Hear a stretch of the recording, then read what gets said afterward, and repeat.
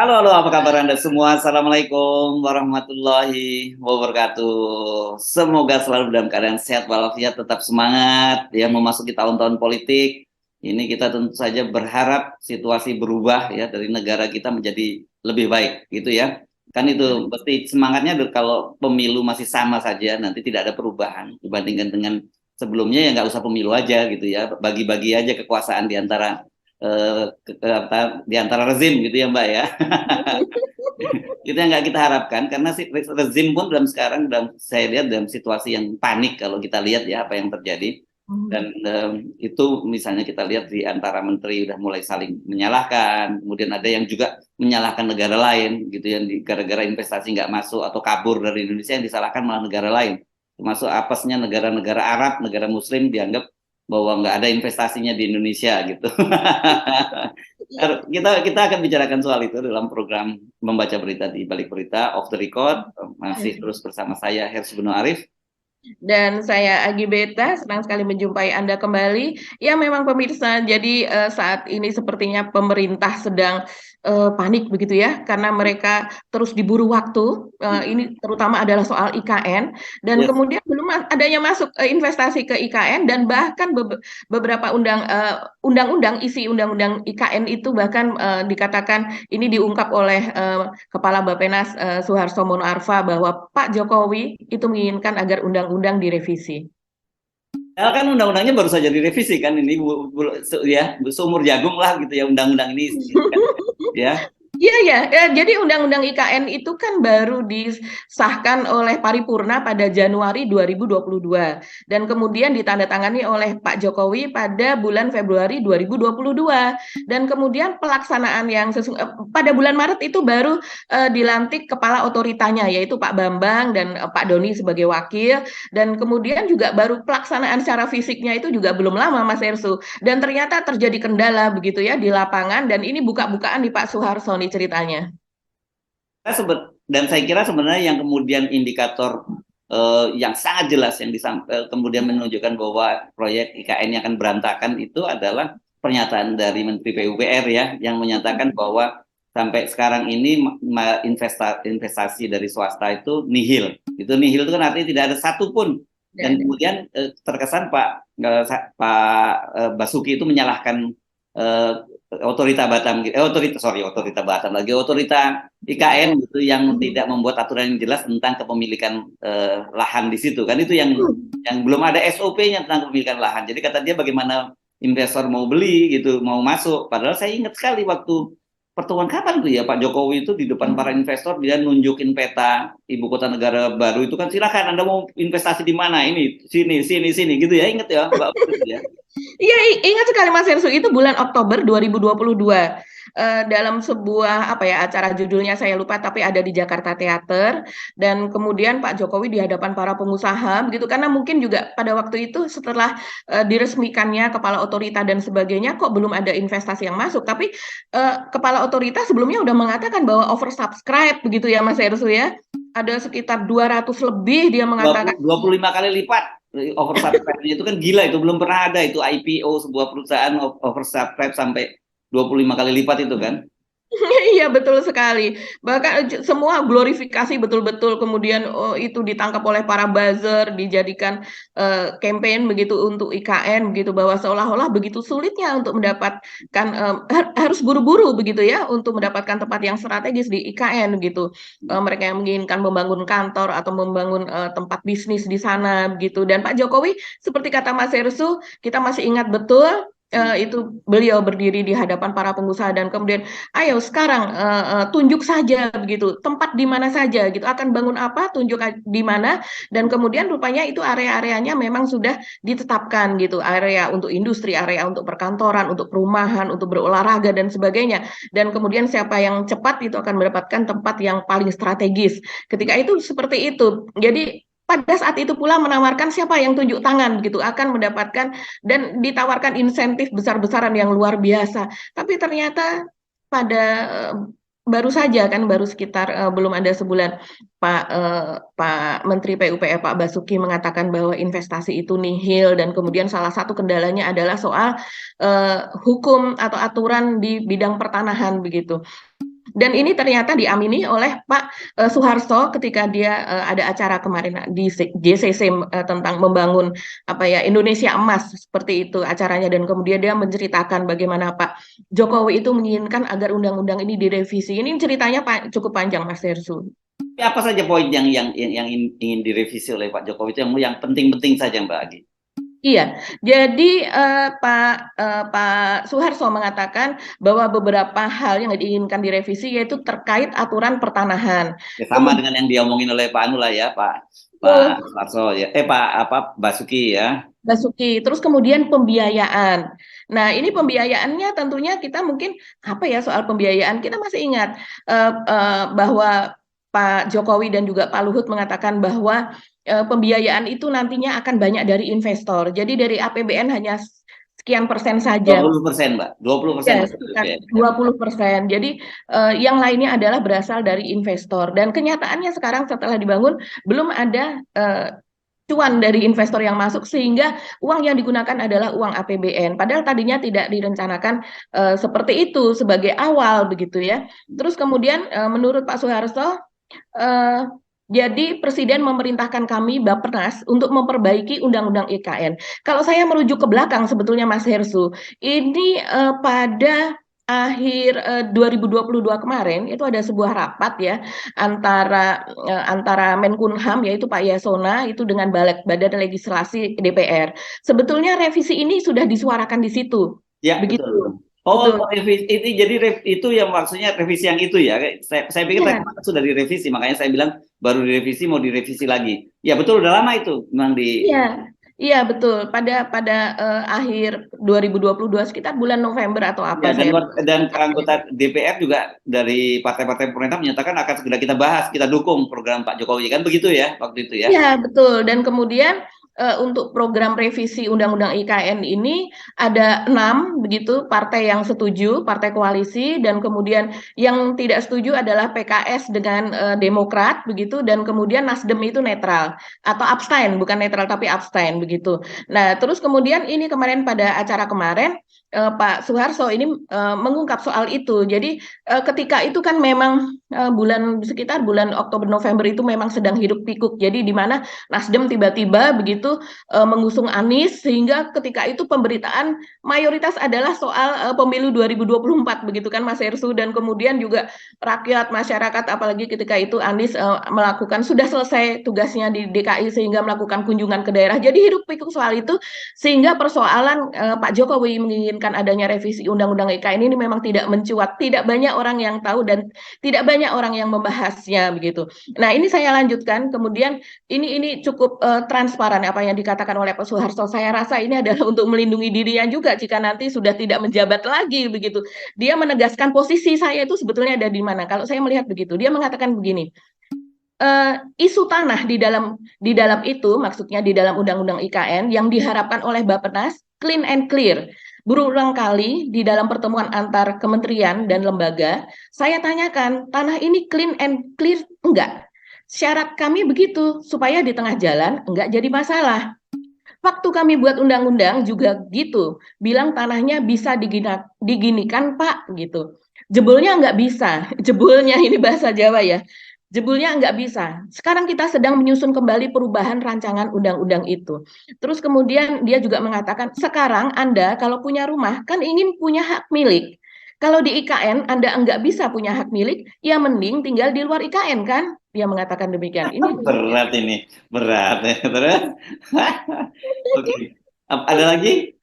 ya, dia juga mengatakan begini Mas Hersu, masalahnya adalah pembelian tanahnya ini yang belum disiapkan oleh otorita. Bapak belur ya otorita ini. Iya betul, Mas Hersu. Makanya Pak Presiden mau ke sana, kan sudah dibikin rencana detail tata ruang atau RDTR-nya. Maksudnya ini loh membangun apa di sini bisa, di sana bisa. Seperti itulah dia mengatakan. Jadi ini memang hukumnya belum dipersiapkan. Jadi selama 1 tahun diangkat Pak Bambang dan Pak Doni ini dari bulan Maret 2022 sampai sekarang itu belum selesai aturan tentang penggunaan lahan dan hukumnya. Ya. Oh, ini pantas beberapa waktu yang lalu kan muncul isu yang didengar oleh Pak Said Didu ya, yang kemudian disebut hoax. Kok saya tiba-tiba jadi curiga ini bukan hoax ya, kabarnya akan ada pejabat di IKN rame-rame mundur gitu ya. Karena Betul. saya kira bukan pertama kan memang mereka belum digaji. Pada waktu itu berbulan-bulan belum digaji kan, sempat di DPR muncul tuh pengakuan dari Bambang Susantono ya. Dia mengakui bahwa dia sendiri aja dulu sampai 11 bulan baru digaji gitu. Terus kemudian yang terakhir sekarang ini memang belum, dan itu nunggu kepresnya dari presiden, dan katanya waktu itu kata Pak Mahfud udah beres kepresnya, tinggal di tangan Pak Jokowi dan langsung digaji. Apakah sekarang sudah digaji atau belum kita tidak tahu. Dan kemudian mencuat isu ada pengunduran diri. Dan itu katanya kemudian dibantah itu hoax. Tapi mari kita tunggu apakah itu hoax atau bukan. Kalau lihat begini kan sudah masih salah-salahin, nggak digaji, disalah-salahin kan ya wajar kalau mereka stres gitu ya.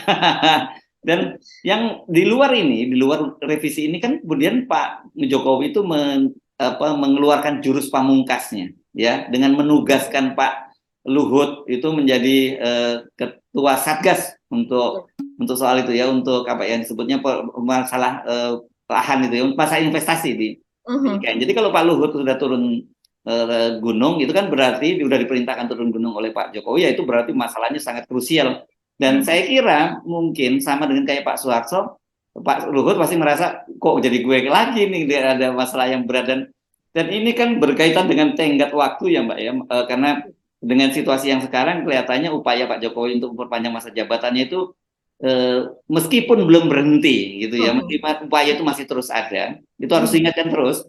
Itu tapi kan peluangnya itu makin kecil gitu ya, apalagi dengan proses pencapresan segala macam udah jalan, Ibu Megawati udah mengajukan Ganjar dan sebagainya. Dan kemudian Pak Jokowi kan menjanjikan bahwa pada tanggal 17 Agustus nanti 2024 itu upacaranya sudah berlangsung di sana, Istana Negara gitu ya. Nah, mungkin istananya bisa jadi ya, karena itu dibiayai oleh APBN gitu. Tapi kalau kemudian istananya di tengah hutan belantara gitu, atau ya bagaimana ininya keadaannya, atau dianggap wah ini istana yang sangat go green gitu karena berada di lingkungan yang hijau. Iya, iya, iya Mas Hersu. Jadi saat ini istana itu sendiri dikatakan sudah 12% terbangun katanya begitu, sehingga merasa optimis bahwa itu upacara 17 Agustus pada tahun depan 2024 itu akan bisa dilaksanakan di sana. Terus kemudian juga kajian tol laut. Jadi ini memang membutuhkan biaya-biaya dan biaya terus begitu ya. Kalau saya rasa sebelumnya dengan menjual IKN-nya saja itu kan akan mendatangkan investor, tadinya kan begitu. Tapi ternyata memang tidak ada siapa yang mau berinvestasi di tengah hutan yang seperti itu, dan kemudian juga mereka juga mendapatkan informasi tentunya kan Mas Hersu dari bahwa Undang-Undang IKN itu sebelumnya juga kalau kita merunut kepada sejarahnya itu kan problematik begitu. Banyak sekali masalah di sana. Belum lama diundangkan pada ditandatangani oleh Pak Jokowi pada bulan Februari 2022. Beberapa tidak lama kemudian itu langsung mendapatkan judicial review atau gugatan di MK begitu. Walaupun semua dari banyak judicial review tersebut semuanya kandas begitu ya. Tapi artinya situ yang menggugat itu orang-orang yang luar biasa, mantan ketua KPK misalnya Pak Busro Mukhodas bersama dengan Pak Din Samsudin, terus kemudian para tokoh, para ekonom gitu ya, guru besar UI Pak Sri Edi Suwasono begitu, beserta dengan ekonom-ekonom nasional lainnya begitu. Terus kemudian juga dari masyarakat koalisi sipil begitu, dari Jatam, dari LBH, dari YLBHI, dari Yayasan Sri Kandi Indonesia, Yayasan Sri Kandi Lestari, dari Jatam terutama yang bersuara, ini kan didengarkan oleh masyarakat internasional. Dan kemudian di situ gugatannya adalah soal kita baru sembuh dari COVID begitu kan, tidak selayaknya alokasi besar-besaran triliunan itu langsung digelontorkan kepada IKN, karena kita masih perlu kita tahu Mas Hersu itu ada berapa mahasiswa kita yang DO pada saat COVID, itu jumlahnya ribuan, dan kemudian tidak hanya mahasiswa, yang SMP, SMA pun juga ada, jadi perlu pemulihan, kesehatan juga demikian, dan ini semua juga berkaitan dengan lahan di sana yang menjadi sengketa begitu. Jadi kalau menurut Pak Suharto begitu, tadi tidak saya bacakan tapi saya menangkap intisarinya adalah lahan di sana masih banyak persoalan Mas Hersu, dan dia mengakui bahwa ada tanah dari masyarakat adat, ada tanah dari penduduk lokal begitu, itu yang masih belum terselesaikan. Nah, bagaimana akan dibuat sertifikat hak milik nantinya begitu, apalagi terus kemudian dijanjikan kan untuk HGU itu 180, 90 kali 2 kali begitu ya, jadi 180 tahun. HGB, sertifikat HGB diberikan itu 160 tahun begitu, karena 80 bisa diperpanjang lagi 80 tahun begitu. Ini persoalan besar sekali memang.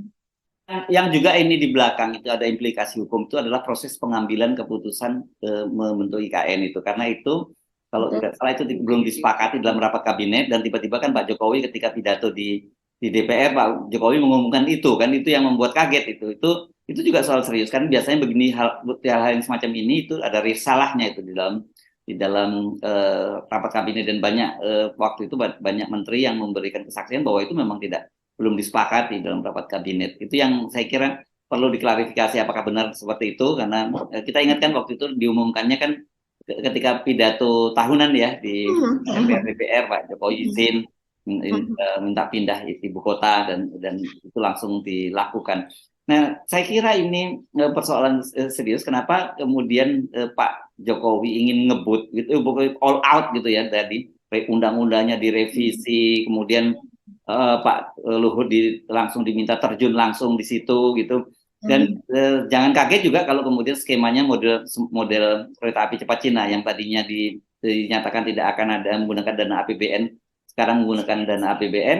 Kalau ini kan tadinya dengan 20% dari APBN, ini bisa aja minta APBN-nya diperbesar gitu. Tetapi kan dilemanya tetap saja, oke, undang-undangnya bisa dibuat, tapi apakah bisa dieksekusi? Apakah Ibu Sri Mulyani nanti malah nggak minta mengundurkan diri kalau kemudian dipaksa untuk membiayai semua proyek-proyek di IKN gitu. Sekarang saja kan cicilan utang kita, cicilan pokok bunga utangnya, cicilan bunga utang saja udah sangat-sangat tinggi kan, udah menggerogoti APBN. Jadi ini saya kira latar belakangnya kenapa Pak Jokowi kelihatannya all out. Ini satu-satunya pertarungan, menurut saya ini akan menjadi pertarungan terakhir dari pertarungan terakhir dari Pak Jokowi. Kenapa? Karena yang lain-lain berantakan.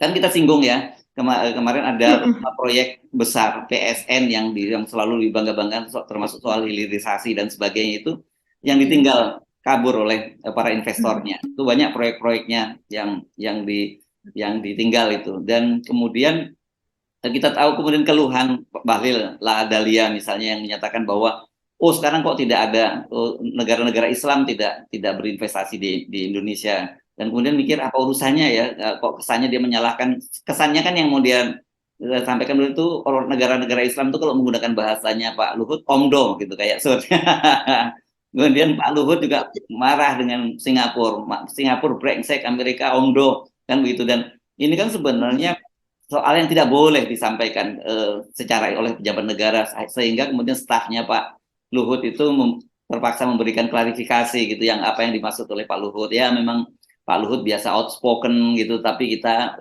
ini bahasa diplomatik kemudian disebutkan bahwa kita tetap komit untuk untuk kerjasama mengenai energi yang bersih bersama dengan Singapura dan sebagainya. Jadi saya melihat secara psikologi memang ada kekisruhan di situ ya. Apalagi kemudian Pak Luhut soal hilirisasi juga menyalahkan Pak Suharto Monoarfa, yang dia menyebutkan bahwa Pak Suharto Monoarfa, saya laporkan pada Presiden bahwa Pak Kepala Bappenas ini memberi angin surga. Ini kan serius gitu, dan sudah menjawab ya Pak Suharto meskipun tidak frontal ya Mbak ya. Iya, betul sekali. Jadi untuk soal hilirisasi ini saya juga bertanya-tanya, walaupun Pak Luhut begitu ya tidak menyebutkan secara persis yang disebut dengan memberikan janji atau angin surga itu tepatnya itu seperti apa. Tapi kalau kita merunut kepada pernyataan Pak Luhut, yaitu bahwa hilirisasi ini tidak bisa serta-merta, tidak bisa dalam jangka waktu singkat begitu. Dan kemudian dia mengatakan bahwa angin surganya itu adalah memberikan, memang Bappenas itu kan fungsinya adalah untuk melakukan kajian gitu, termasuk dalam pembuatan undang-undang dan sebagainya. Dan Kemudian dia mengatakan bahwa yang terjadi di hilirisasi itu memerlukan proses yang panjang begitu. Jika dikatakan bahkan mungkin itu baru akan selesai itu sekitar tahun 2040, bahkan itu 2040 pun belum tentu selesai begitu, karena itu merupakan proses. Karena Indonesia juga sudah memberikan konsesi untuk apa negara luar, yaitu terutama adalah perusahaan-perusahaan Cina untuk masuk pada pada perusahaan nikel atau penambangan nikel, Mas Hersu. Jadi ini memang mungkin sebelumnya ada kajian begitu ya yang ditangkap oleh Pak Luhut bahwa ada soal kemakmuran, soal keadilan begitu dan sebagainya yang akan didapat dari proses hilirisasi tersebut. Tapi kemudian sering seperti yang kita katakan, kita sering diskusikan bahwa hilirisasi memang betul itu akan memberikan nilai tambah seperti diklaim oleh Bahlil dan juga kemudian diucapkan oleh Pak Jokowi bahwa pada tahun 2022 kemarin nilai tambah dari proses hilirisasi itu sekitar 514 triliun begitu. Bahkan pada tahun ini diklaim itu akan naik lagi tahun 2023 ini menjadi 592 triliun. Tapi berbagai hampir semua apa ya ekonom begitu ya seperti Faisal Basri, Pak Antoni Budiawan, Pak Rizal Ramli apa semuanya yang memberikan kajian kritis begitu, mereka tidak hanya berbicara tapi memberikan angka-angka dan data begitu Mas Hersu, mengatakan bahwa ini tidak dinikmati betul-betul oleh rakyat kita, oleh masyarakat kita begitu. Walaupun dikatakan misalnya ada di Maluku Utara kalau tidak salah ya pertumbuhan 27% Ya, ya, tertinggi di ya. dunia, tapi ternyata masyarakatnya di sekitarnya tidak merasakan itu. Jadi sangat jomplang sekali. Jadi ini dirasakan oleh para pengusaha besar begitu. Dan kemudian malah pengolahan apa biji nikel mentah menjadi pig nikel itu kalau menurut Faisal Basri justru menguntungkan industri yang ada di Cina begitu, justru mendukung proses industrialisasi di mereka begitu. Jadi ini memang perlu dikaji lagi. Rupanya Pak Luhut kalau saya lihat dia melihat ke lapangan gitu ya, melihat ke lapangan dan kemudian ternyata yang kita dapat soal kemakmuran, keadilan apa dan sebagainya itu ternyata tidak sepenuhnya benar yang dikatakan oleh Bappenas, tapi kemudian ada jawaban juga dari Pak Suharso mengatakan bahwa bahasa Bappenas itu adalah bahasa teknokratik begitu ya, bukan bahasa apa dia bilang turun dari langit atau apa. Jadi bukan sesuatu yang terus kemudian mungkin kalau kita menyebutnya glorifikasi atau sesuatu yang berlebih-lebihan gitu. Dia mengatakan bahwa sudah jelas dari Bappenas itu mengatakan bahwa yang namanya hilirisasi itu adalah merupakan proses atau tahapan yang panjang, program yang tidak bisa langsung kita petik hasilnya sekarang begitu. Jadi ada proses hukum, ada proses sosial, ada dan sebagainya yang biayanya besar, tapi dalam jangka panjang kalau itu konsisten dilakukan maka akan mendapatkan memang keuntungan yang besar begitu. Tapi kalau kita lihat saat ini kita belum melihat itu ya itu wajar. Nah, ini yang dimaksud galau sepertinya ya Pak Luhut begitu sehingga melaporkan hal ini janji surga dari Pak Suharso kajian Bappenas itu tadi kepada Pak Jokowi. Nah kita mungkin waktu itu pernah mengatakan kenapa kemana ya Pak Luhut kok akhir-akhir ini Pak Luhut jarang muncul ya begitu. Tapi kalau seandainya kita lihat problem di hilirisasi, problem di IKN, ya mungkin ini dia sedang menggodok dan mengkaji kembali secara personal tentang hal ini. Ya, ya, ya, ya. Ya, kan memang kalau soal Bappenas ini kan perencanaan, dia bukan eksekutor, ya kan. Jadi, Betul. ya kalau kalau konsep itu ya memang harus apa jangka panjang dan dia memang harus ada apa aim-nya itu harus tinggi kan kalau namanya Iya. perencanaan. Yang mesti dipersalahkan bukan Bappenasnya, tapi bagaimana dengan tingkat implementasi. Anda kan tadi sebut misalnya saya juga sering bingung itu Pak Jokowi itu seringkali mengutip data-data yang gila-gilaan dan kemudian ternyata nggak terbukti. Ya kayak tadi ada Betul. sebut soal Maluku Utara yang katanya tertinggi di dunia dan ini harus dijaga 27%. Betul-betul hati-hati ya harus dijaga. Nggak lama kemudian ternyata Gubernur Maluku Utara ini Abdul Ghani Kasuba ini kader PDIP sekarang. Ini Mhm. tadinya PKS loh ini orang Ya. PKS yang tiba-tiba sekarang jadi PDIP. Dia curhat dengan Ibu Sri Mulyani. Bayangkan Ibu Sri Mulyani gimana jawabnya itu katanya bahwa yang disebut oleh Presiden 27% itu nggak dirasakan oleh rakyat kami gitu. Kalau gitu yang merasakan siapa dong? Ya jelas pengusaha Cina yang punya tambang-tambang di situ kan begitu.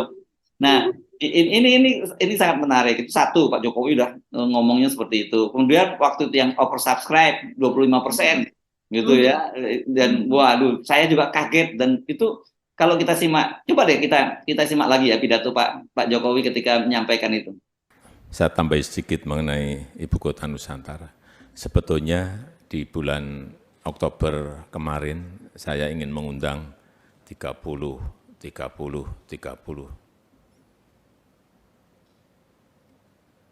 yang saya pandang memiliki kekuatan untuk ikut mendukung Ibu Kota Nusantara ini. Tetapi saya kaget, jajak pasar pertama itu sudah over subscribe itu sampai 25 kali. Jadi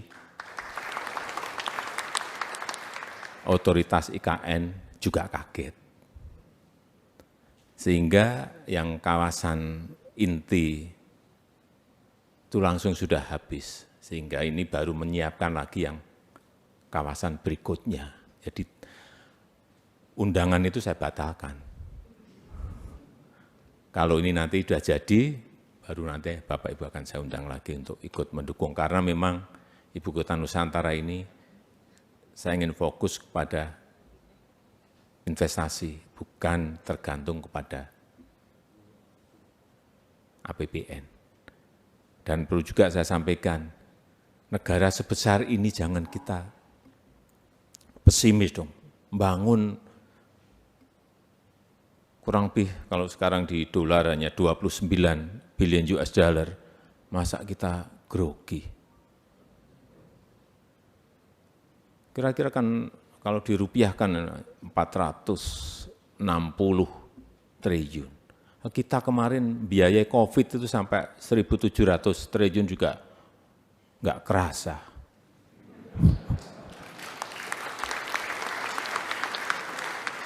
Ini kadang-kadang kita itu cara berpikir kan nggak ngerti kadang-kadang. Kita diajak untuk selalu pesimis, enggak, saya tarik untuk saya ajak Bapak Ibu semuanya dan seluruh rakyat untuk optimis. Untuk optimis, karena modal kita di situ. Dan kita memiliki potensi itu. Terima kasih. Nah, tadi kita bisa saksikan bagaimana Pak Jokowi luar biasanya bilang bahwa tadinya saya mau mengajak para pengusaha secara global datang ke sana gitu. Berapa orang disebut tadi? 30 orang ke sana gitu. Dan itu nggak jadi, kata dia, karena udah kadung full, tidak ada tempat lagi untuk menampung para pengusaha. Nah, pengusahanya itu kemana sekarang? Iya ya Mas Hersu. Jadi kalau saya melihat sih Mas Hersu, ini seringkali Pak Jokowi maupun Pak Luhut mungkin ya, itu ketika mendapatkan laporan langsung dikeluarkan, langsung dipublikasi begitu. Ini kan jelas Pak Jokowi data-data yang dikeluarkan oleh Pak Jokowi tidak hanya tidak langsung Pak Jokowi tahu sendiri, pasti ini mendapatkan masukan, mendapatkan feeding begitu kan dari orang sekelilingnya. Dan kemudian kita tahu kepala otorita mengatakan ada 209 atau berapa, pokoknya 200 lebih begitu yang berminat investasi di sana begitu kan. Terus kemudian kalau sekarang itu sudah turun katanya sekitar ya 100-an begitu kan. Dan kemudian ada 36 itu yang sudah melakukan letter of intent kalau tidak salah istilahnya ya. Dan kemudian artinya adalah mereka sudah sampai pada tahap yang mereka akan melakukan kunjungan lapangan gitu atau non disclosure agreement begitu semacam itu, sehingga tahapannya akan menjadi lebih rahasia lagi daripada sekedar dia berminat melakukan investasi. Nah, sebetulnya kalau seandainya kita lihat Mas Hersu, kan tidak hanya orang Arab saja begitu ya, para sultan di Arab yang ketika dikunjungi oleh Pak Jokowi maupun oleh Pak Luhut diajak berbicara itu mereka mengatakan ya berminat. Itu kan bahasa diplomatis ya, tidak mungkin tidak, saya tidak berminat, itu tidak mungkin gitu. Dengan contohnya Pak Anwar Ibrahim yang waktu itu datang juga ini berkunjung mengatakan bahwa ya ini dengan adanya IKN maka ini Sabah nantinya akan bisa tersaingi begitu kan. Jadi dia akan menjalin kerjasama dengan IKN supaya bisa tumbuh bersama dan melakukan Malaysia akan melakukan investasi di IKN. Tapi sampai saat ini kan tidak terjadi. Artinya apa? Artinya Pak Anwar Ibrahim melihat memang belum ada potensi cuan di sana begitu kan. Dia kan melihat dari dekat kalau dari Malaysia itu begitu, karena juga bahasa basi lah ya, bahasa basi diplomatik, menyenangkan tuan rumah. Ini kan semacam tradisi kita kalau datang bawa oleh-oleh gitu ya janji-janji gitu. Tapi kan kemudian dia menyatakan lo kalau aturan lu belum jelas ya jangan salahkan kita, kan begitu ya. Ini kan betul sekali.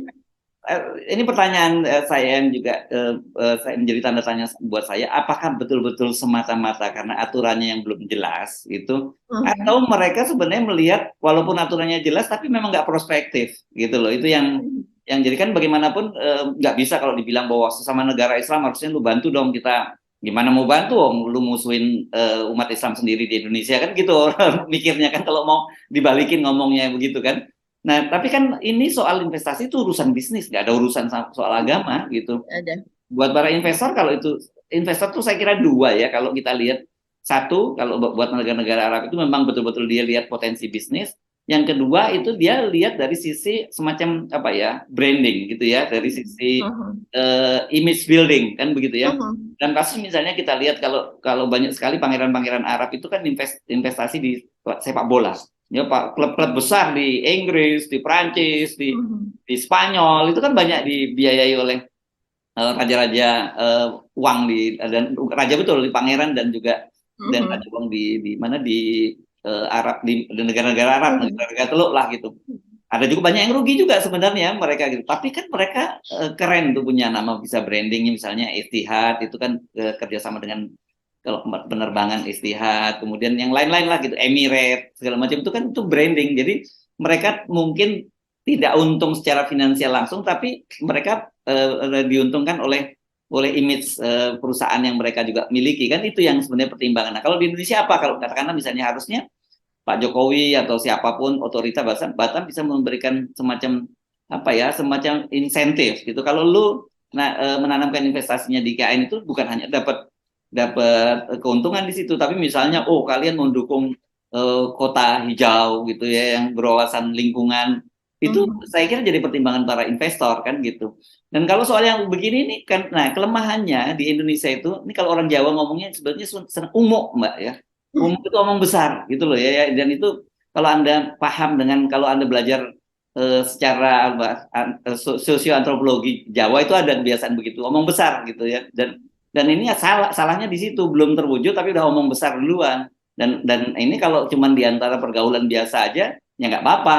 Tapi kalau kemudian ini di negara kan orang ditagih, karena jejak digitalnya Pak Jokowi kan selalu dicatat oleh netizen, oleh media gitu tadi yang oversubscribe, tiba-tiba Pak sekarang Pak Basuki ngomong belum ada satupun yang investasi kan begitu ya. Terus lagi tadi yang soal Tesla misalnya begitu juga, yang Tesla akan segera masuk ke Indonesia, bahkan sampai Pak Jokowi datang ke sana, sampai sekarang juga tidak ada realisasinya. Belum lagi kalau ke belakang-belakang ngomongin soal SMK yang waktu itu juga mirip tuh 6.000 orang yang sudah ngantri atau inden ya, 6.000 itu ya kayak gitu. Sampai sekarang ternyata di jalan kita tidak lihat satupun mobil SMK. Yang begini-begini mestinya komunikasinya Pak Jokowi itu mestinya diperbaiki gitu. Nggak waktunya lagi deh. Ini tinggal fokus 1,5 tahun ya jabatan Pak Jokowi itu bulan berapa?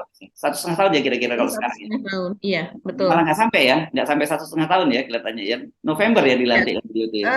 Oktober ya kalau tidak salah. Oktober ya. Berarti nggak sampai 1,5 tahun dong, tinggal 1 tahun berapa bulan gitu. Saya kira Pak Jokowi lebih fokus ke hal-hal yang lebih konkret. Nah, mungkin itu maksudnya Pak Jokowi sekarang beliau all out untuk IKN, walaupun saya kira ini pertarungan yang sulit dimenangkan oleh Pak Jokowi gitu ya, karena satu pilihannya tadi investor jelas tidak masuk, kedua kalau toh pilihan yang berikutnya adalah menggunakan APBN. Nah kalau menggunakan APBN ini kan nanti seperti orang yang menggunakan sarung Mbak ya, ditarik ke atas di bawah kelihatan kaki, diturunin ke bawah pusernya kelihatan kan gitu. Itu saya kira problem yang dihadapi oleh Pak Jokowi saat ini. Iya Mas Hersu, memang betul sekali. Saya ingin menanggapi itu yang Bahlil mengatakan bahwa ada kedekatan soal agama, Islam dan sebagainya begitu. Ya memang kalau yang namanya bisnis ya bisnis begitu kan. Kita tahu persis bahwa kalau para investor Arab itu tidak mempertimbangkan misalnya Inggris begitu kan, banyak sekali yang ateis atau mungkin non Muslim lainnya, misalnya Kristiani begitu ya. Tapi iya non Muslim begitu ya. Tapi di sana kita tahu kalau kita menginap misalnya di London dan sebagai kota-kota besar di Inggris itu sebagian besar jaringan hotelnya itu adalah jaringan hotel milik Arab begitu. Dan kemudian juga banyak sekali misalnya soal untuk telekomunikasi, mereka juga invest selain di bidang olahraga hampir semua. Dan kemudian kita juga kalau misalnya di Inggris itu banyak sekali bisa bertemu dengan komunitas-komunitas Arab yang di sana, dan kemudian para sultan Arab ini menyekolahkan anak-anaknya itu itu paling favorit itu di London, yang kedua baru di Amerika begitu kan. Jadi mereka ya memang ada kedekatan sejarah begitu kan, soal dulu misalnya Inggris pernah menjajah sebagian negara di Arab dan sebagainya. Tapi ya itu tadi memang untuk itu mereka mencari keuntungan, tidak karena di Indonesia mereka harus kemudian untung tidak untung mereka di sini. Kalau seandainya mereka memang mau menanamkan, saya rasa ya nggak usah balik deh seperti membangun sebuah masjid besar yang sampai ratusan miliar di kota Solo begitu kan. Itu bukan investasi, Kan itu investasi, betul. apa ya Tidak itu berharap untuk kembali. bantuan lah gitu aja. Iya, dan mereka tidak hanya membangun di Indonesia, tidak hanya membangun di Solo. Masjid itu mereka banyak bangun juga di Afrika dan sebagainya. Ya, memang di negara-negara berkembang mereka itu adalah bagian dari apa ya Mas Hersu, amal, sedekah dan sebagainya begitu ya. Jadi ini kalau saya melihat itu kembali kepada IKN, kalau saya melihat salah satu mungkin ya ini mungkin unsur yang ingin dimasukkan oleh Pak Jokowi begitu tadi kan soal pembiayaan, terus kemudian soal hukum pertanahan dan kepastian begitu ya soal investasi ini. Barangkali yang ingin dimasukkan begitu adalah soal kepastian bahwa presiden yang akan datang akan meneruskan program dari IKN ini, sehingga itu merupakan jaminan yang mengikat kepada para investor ini bahwa mereka kalau seandainya menanamkan investasi dan kemudian saat ini semuanya kan tahu seperti kemarin Bahlil mengatakan pimpinan dari Korea Selatan ketika berkunjung ke Indonesia bertemu dengan Bahlil begitu dan juga bertemu dengan presiden menanyakan kepada Bahlil bagaimana dengan presiden yang akan datang, apakah dia seperti Pak Jokowi. Dia kan mengatakannya demikian. Yang itu kan Ini tafsirannya pinter banyak. ini pasti. Ya, Ya, ini tapi kalau seandainya memang benar menanyakan demikian, jangan-jangan loh ya, ini ya. kemudian menjadi candaan netizen, jangan-jangan ketika dijawab begitu, Ya. bisa jadi dengan Pak Jokowi, mirip dengan Pak Jokowi, bisa jadi tidak, dalam hati mereka maka kalau tidak ya syukurlah begitu. Karena mereka kan, loh Nggak, ini kalau Bahlil pasti nggak begitu jawab. Kalau Bahlil pasti, oh ya kita pasti akan memilih iya ya, betul, Jokowi. Karena kan dia sendiri udah bilang bahwa sekarang siapapun presiden yang ya calon presiden mau terpilih itu kata dia harus dekat-dekat dengan Pak Jokowi karena betul. endorsement Pak Jokowi sangat tinggi, kepuasan Pak Jokowi sangat tinggi. Kalau kita sama Pak Jokowi ya udahlah, kira-kira bahasanya ke laut aja lah. Itu kan jadi saya bisa hampir pastikan dia pasti ngomongnya seperti itu, gitu. Ya, tapi kenyataannya kan si Pak Bahlil ini kan mengatakan bahwa ada sekitar 100 proyek dari Korea Selatan begitu ya yang mangkrak. Nah, walaupun dia kemudian mengklaim bahwa sebagian besar sekarang sudah berjalan lagi, tapi yang dia jadikan contoh lagi-lagi Lotte begitu yang katanya tadinya mandek begitu ya, terus kemudian sudah berjalan lagi begitu berkat dari usaha dia, pendekatan dia begitu. Nah, proyek yang lainnya apa? Dia mengatakan kalau tidak salah sekitar 80% atau apa itu sudah berjalan lagi, begitu kan Mas Hersu. Nah, jadi ini memang untuk revisi Undang-Undang IKN itu saya rasa Pak Jokowi ini tidak hanya sekedar berkata-kata kemudian menginginkan ini ada hubungannya dengan kemarin yang diungkap oleh Roma Hurmuzi atau Romi yang mengatakan bahwa Pak Jokowi hanya menginginkan 2 calon. Itu kan ada di balik itu ada 2 capres maksudnya. Di balik itu kan Pak Jokowi menginginkan memang kita tahu supaya kalau seandainya ini adalah orang-orangnya maka IKN itu akan dilanjutkan. Semua program-program dilanjutkan. Nah, Oke. Sebenarnya gini Mas, sorry saya potong dikit. Ada kalau ngomongin soal yang menginginkan itu jangan Romi yang dikutip. Ini kan sebenarnya Romi ini tidak layak untuk dikutip karena satu dia. Ini sudah lama orang seperti Andi Arief juga udah ngomong yang seperti itu udah iya, lama. iya. Dan kita tahu skenario nya berangkat. Jadi please jangan lagi Betul. kutip Romi ya kalau yang ngomongin yang PT ini. Ya. Kasihan Mas Romi ya. Ya memang Bukan ini ini sikap sudah kita menjadi sebagai media ya. Sikap ya. kita sebagai media harus tegas yang seperti itu ya kira-kira. Ya, ini memang sudah menjadi rahasia umum kalau Pak Jokowi menginginkan itu akan menjadi legacy atau menjadi warisan begitu yang akan terus disebut-sebut. Mungkin ada warisan Bung Karno, warisan Soeharto, dan ada warisan Pak Jokowi begitu. Jadi saya rasa ini akan diusahakan untuk mengikat presiden yang akan datang bahwa siapapun yang terpilih begitu, baik itu di endorse Pak Jokowi maupun tidak, maka dia akan tetap meneruskan karena itu ada di dalam undang-undang begitu. Oke, dari seluruh pembicaraan kita ini kita bisa simpulkan ya Mbak Agi bahwa ini betul-betul merupakan pertempuran dan pertempuran terakhir dari Pak Jokowi soal IKN. Makanya beliau all out, revisi undang-undangnya, turunkan Pak Luhut langsung dan sebagai ketua Satgas untuk investasi di IKN karena beliau pasti tidak punya kebanggaan lain yang bisa dibanggakan legasinya itu. Dan ini bisa kita bayangkan kalau kemudian dia mangkrak. Ini kan proyek giant gitu ya. Kalau dulu Pak SBY kan selalu diganggu dengan hambalang. Masih ingat ya Pak Jokowi datang ke sana lihat-lihat pulang gitu kan, itu ketika Pak SBY dianggap menghalangi mulai mengganggu Pak Jokowi dengan kunjungan ke berbagai daerah di Jawa Tengah, roadshow-nya ke Jawa itu ya. Nah, kalau Pak Jokowi bayangkan itu nanti itu kan akan jadi bukan Pak SBY saya kira yang sana, itu banyak orang nanti akan selfie di sana itu. Apalagi udah ada istana di sana gitu ya, nanti istana tapi tidak ada bangunan-bangunan lain yang mendukung, tidak ada bisnis yang mendukung. Ini saya kira menjadi kekhawatiran Pak Jokowi, karena itu kelihatannya bagi Pak Jokowi pokoknya tidak ada kata lain, fokusnya sekarang Pak Jokowi adalah bagaimana agar IKN itu harus terbangun gitu. Bagaimana nanti kalian ditanya udah itu nggak jadi pikiran lagi dari Pak Jokowi. Saya kira itu ya Mbak ya. Ya, satu lagi Mas Heru, catatan ini betul-betul PR berat ya buat Ibu Sri Mulyani, karena kita tahu ada direncanakan yaitu soal subsidi untuk mobil listrik itu kan per orang untuk ASN itu sampai entah itu nanti betul-betul akan diwujudkan atau tidak, disahkan atau tidak, tapi katanya sampai ratusan ratusan juta begitu ya Mas Heru per orangnya. Dan kemudian ini juga kajian tol laut di sana sendiri di IKN itu diperkirakan membutuhkan dana sekitar 3 triliun begitu. Apalagi adanya rencana pemindahan ASN kan pada tahun 2024 awal itu ada sekitar 17.000 begitu dari ASN, Polri dan TNI, artinya markas untuk TNI, untuk kantor-kantor untuk kepolisian dan sebagainya sudah terbangun. Ini betul-betul luar biasa kalau seandainya tidak ada investor asing begitu. Jadi APBN itu akan betul-betul tersedot ke sana. Yes, oke. Baik, terima kasih Mbak Agi. Sampai ketemu lagi ya esok. Terima kasih terus atas kebersamaan Anda semua.